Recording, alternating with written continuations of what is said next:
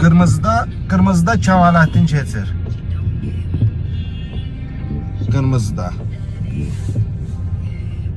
Onun yanındakı bir maşında. Dək Kəmaləddin gedir. Aşağıdan çekilir. Biraz kaldır. Biraz kaldır böyle.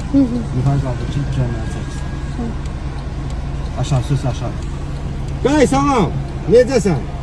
Bir şey dəqiqləşdirim. Bayaq kamerayla çəkdim. Və Fövqəladə Hallar Naziri qırmızıda keçib, buradan naqılı belə dönüb getdi. İcazə var ona. Nə fərq var?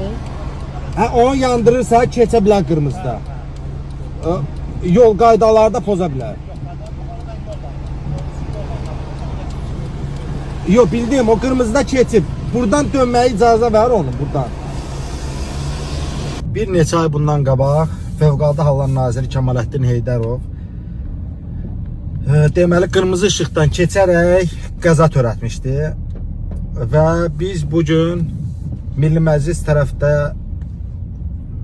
olanda yenə belə bir hadisənin şahidi olduq ki, Fövqəladə Hallar Naziri öz sürücü və nətər deyim, mühafizə dəstəsi ilə qırmızı işıqdan keçib. Qırmızı işıqdan keçməyi bir, hətta yol hərəkət qaydalarını pozub. Yəni düzgün istiqamətdə yolu keçməyib. Biz bu barədə yol polis işçisindən soruşduq ki, nazirə niyə bu imkan yaradılır ki, o qırmızı işıqda keçsin, yolun əks istiqamətində keçsin. Bizə bildirir ki, əgər yol polis işçisi yolu bağlayırsa, nazir öz miqalkalarını yandırıb keçə bilər. Biz də videoda onu sübut eləmişik ki və onu göstərəcəyik ki, baxacaqsınız.